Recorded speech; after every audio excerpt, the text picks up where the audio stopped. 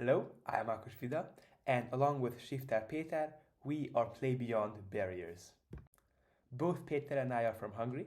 I go to the Körösi Csoma Sándor Bilingual Baptist High School's IB program, and Peter goes to the Dunakeszi Radnóti Miklós Gymnásium.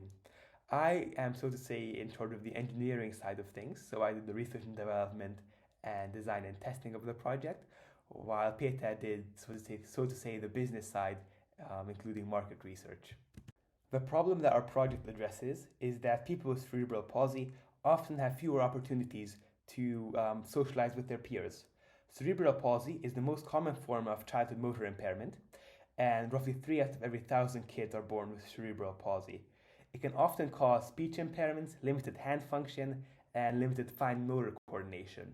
And for this reason, it can be really difficult for those with cerebral palsy to take part in everyday activities with their friends. However, gaming can be a great opportunity for people to meet new people online and also to foster existing relationships with their friends. However, there are certain things that can make gaming still really difficult to access for those with cerebral palsy. For example, if one looks at the triggers of a standard gaming controller, this one here is an Xbox controller, they can see that it can be really hard to access with limited hand function, along with similar problems with the joysticks and also the buttons. Our project is a 3D printed non-destructive gaming controller add-on that addresses these problems by linking certain functions of the controller together to make it possible to use with limited hand function. The goal of the project is to make gaming available to everyone regardless of disabilities. This version of the project was designed for video games such as Forza, so car racing games. The way it works is that it links the steering and the acceleration/reversing functions of one's car together to make it easier to use. Forza usually is played by accelerating with the right trigger, reversing with the left trigger, and finally steering with the left joystick. However, this can be really difficult if one has a limitedly functioning hand. The way this project addresses that problem is that it places a pedal onto the back of the trigger, of the accelerating trigger, and if it is pressed down, it accelerates the car, but the same pedal can also be turned left and right, and that movement is transferred onto the joystick to make it possible to both steer and accelerate at the same time. Finally, if that pedal is pulled towards the user, it reverses the car. There are also some extra functions to the Xbox controller.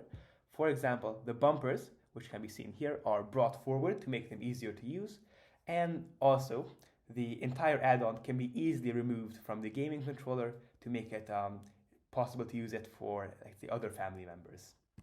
So far, there are 3 versions of the gaming controller. The first one just brought the back rear triggers up to make them easier to use and combined the buttons into joysticks. The second version had 2 separate pedals for accelerating and reversing.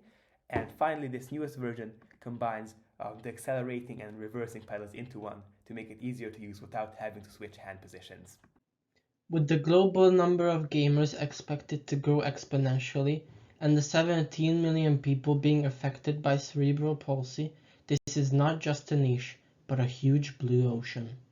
According to PVC, total video games revenue is expected to reach over $300 billion by 2027. With our low production costs and our product being a necessity for CP gamers, we could realize amazing margins. Racing games are one of the most preferred globally, therefore our product's limitation is not a huge drawback. Unlike our competitors, we have created a compact all-in-one solution for cerebral palsy gamers. It offers better gaming performance, better user experience at a lower cost. So far, 2 people with cerebral palsy have tested this project. One of them is called Karchi, who is 36 years old and can be seen on the picture, and he was able to play Forza without limitations using this add-on, even though he was unable to play at all beforehand. The second tester was Levente, who is 16-year-old and has cerebral palsy. This is a video of him using the second version of the add-on, and you can see that he's steering the car and accelerating at the same time with his left hand. And using this add-on, he was actually able to get first place for the first time in his life, even though he was unable to play beforehand.